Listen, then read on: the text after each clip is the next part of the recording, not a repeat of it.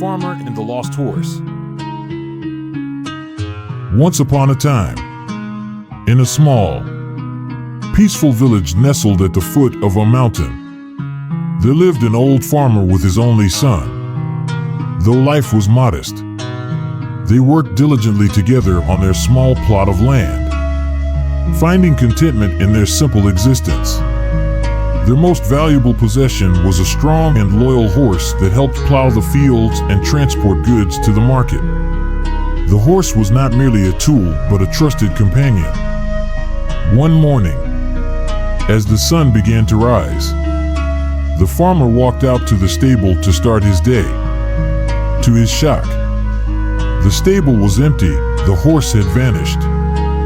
He searched high and low throughout the village and asked his neighbors, but no one had seen the animal.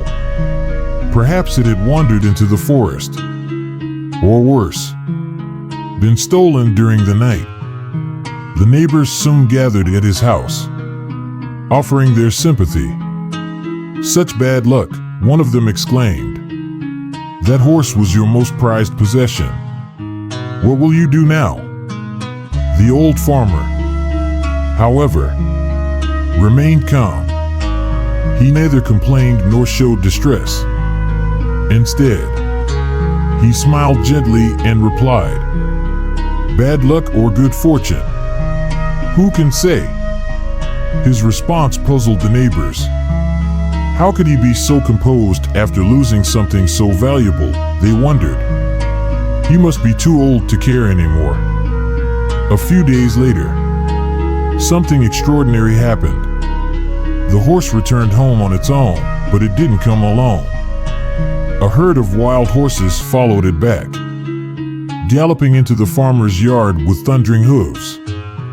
These wild horses were strong and spirited, their untamed beauty captivating everyone who saw them. The neighbors quickly gathered again, this time to celebrate. "What amazing fortune," they cheered.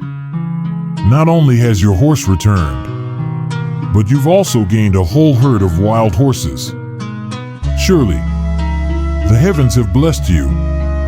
But the old farmer remained as calm as ever.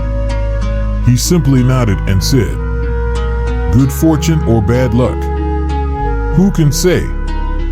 The neighbors were baffled. How could the old man not rejoice at such an incredible stroke of luck? Some even began to think he was ungrateful for the blessings he had received. The farmer's son, a young man full of energy and ambition, was thrilled by the wild horses. Determined to tame them, he decided to ride one of them. But these were not ordinary horses, they were wild, unaccustomed to human touch. As soon as he mounted one, it bucked fiercely, throwing him violently to the ground. The fall broke his leg, leaving him unable to walk. Once again, the neighbors came to visit, their faces filled with pity. "What terrible misfortune," they lamented. "Your son is young and full of promise, and now he's injured. How will he help you with the farm now?" The old farmer, unshaken by the situation, replied in his usual calm tone, "Bad luck or good fortune? Who can say?" The neighbors were bewildered. How could the old man remain so indifferent to his son's suffering? Some began to think he was cold-hearted or simply naive. Time passed, and the young man's leg showed no sign of healing fully. Meanwhile, news of war spread across the land. The king issued a decree that all able-bodied young men must be conscripted into the army. Soldiers arrived in the village, going door to door and taking away the sons of every household to fight in the king's war. When they reached the farmer's house, they saw the young man lying on his bed, his leg still injured and unusable. They shook their heads. "This one is no good for battle," they said, and left. Thus, the farmer's son was spared from the horrors of war. Meanwhile, The other young men of the village were taken away, leaving behind tearful mothers and grieving families. The neighbors, who had once pitied the farmer, now came to his house with a mix of admiration and sorrow. "You're so fortunate," they said. "If your son hadn't broken his leg, he too would have been sent to war. Who knows what terrible fate awaits our boys?" But the farmer simply smiled, his voice as steady as ever. "Good fortune or bad luck? Who can say?" The war dragged on, and the villagers began receiving grim news.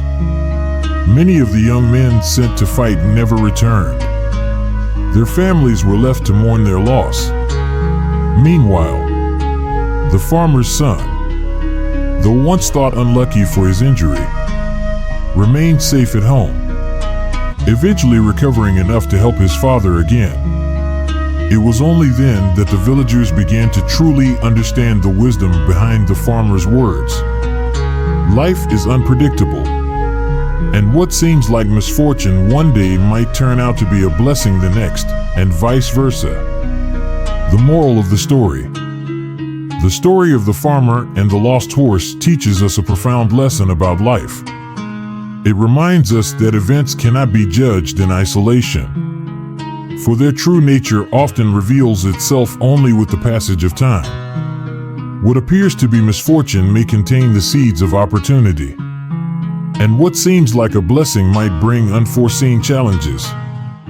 The farmer's calm demeanor wasn't indifference, but a deep understanding of life's ebb and flow. His ability to accept events without immediate judgment is a testament to his wisdom. Instead of reacting with despair or joy, he chose to live with an open mind, allowing time to reveal the true nature of each event. In our own lives, we can learn from the farmer's example. By embracing uncertainty and maintaining a balanced perspective, we can find peace amidst life's inevitable ups and downs. After all, good fortune or bad luck, who can truly say?